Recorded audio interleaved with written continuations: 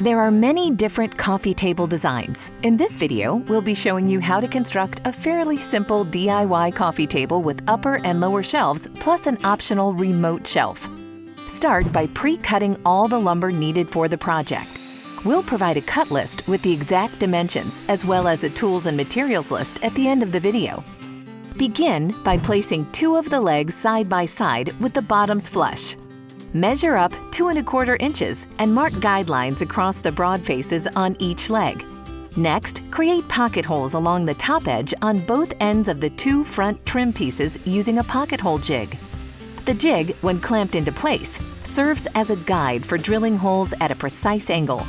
When drilling pocket holes, set the pocket hole depth on the jig to match the thickness of the material you will be drilling through, in this case, 1½ inches. Then, also adjust the depth collar on the bit to 1½ inches. Use an Allen wrench to loosen and tighten the collar as needed. The setting should be measured from the shoulder of the drill bit, not the tip. The shoulder is where the wider, cutting edge of the drill bit begins. With the pocket holes drilled, apply glue to each end of the top 2x2 trim pieces. Position the upper trim piece with the pockets facing what will be the interior of the table. Adjust the trim piece until it is flush with the top and sides of the legs and clamp it in place. Attach to each leg using 2½ inch pocket screws. Line the lower side trim up with the guideline. Clamp it in place. And use pocket screws to attach it. Repeat the process for building the back trim assembly.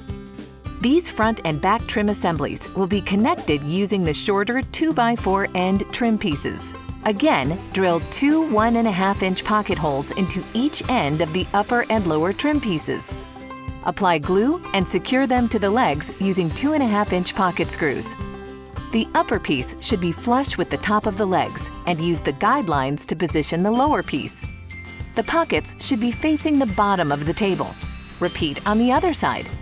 With the basic frame of the table complete, it's time to add the shelves. The 3 boards that will make up the bottom shelf need to be attached to each other side by side using glue and 1 1/4 inch pocket screws.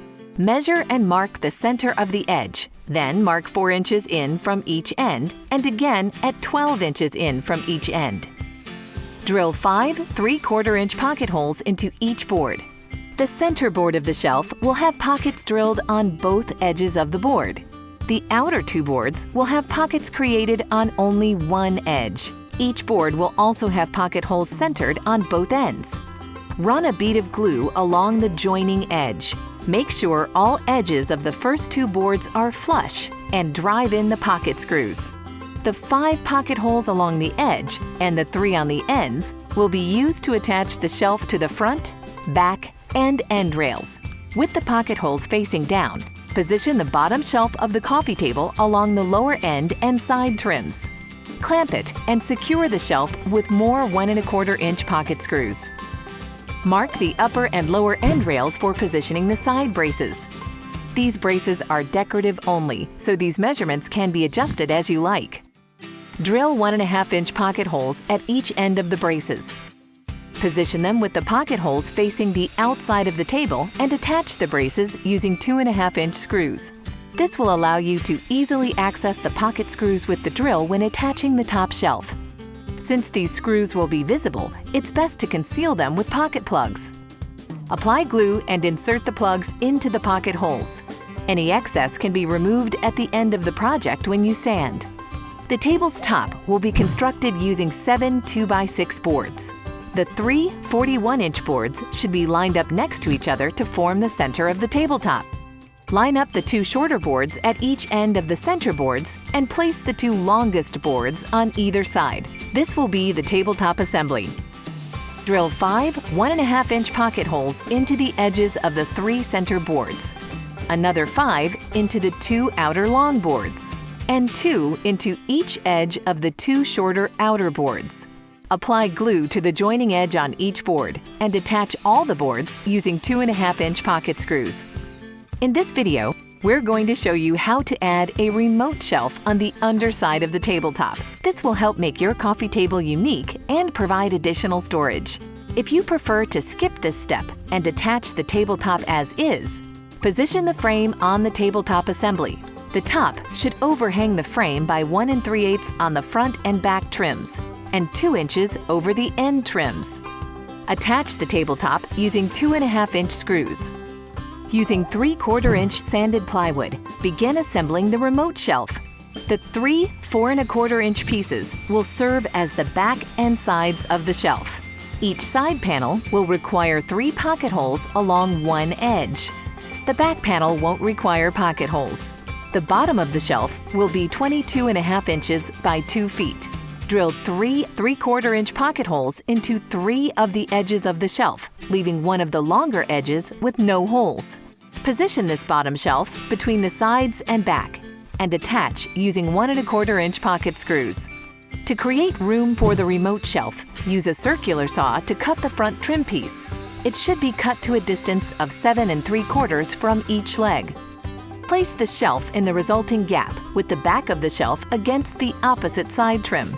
Use the 1 1/4-inch pocket screws to attach the shelf to the back trim and the shortened front trim pieces. Then position the table frame on the tabletop. Check for the proper overhang and attach with 2.5-inch screws. Drive 1.5-inch pocket screws into the pockets along the top edges of the remote shelf.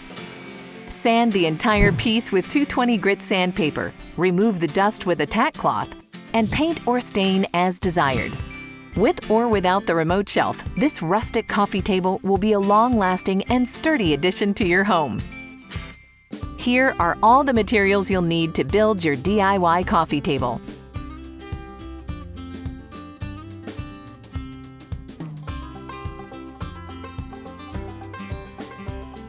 Here is a cut list for the lumber needed to complete this project.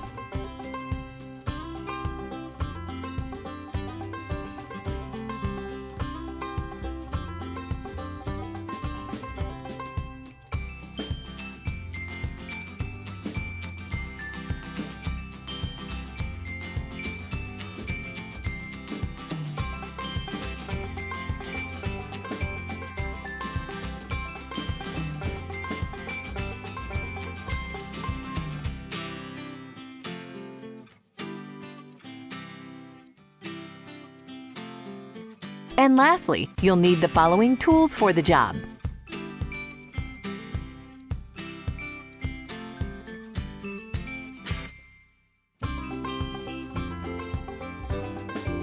For more detailed information about this and many other projects, check out the DIY Projects and Ideas section of HomeDepot.com or talk to one of our store associates. Good luck, and thanks for shopping at the Home Depot.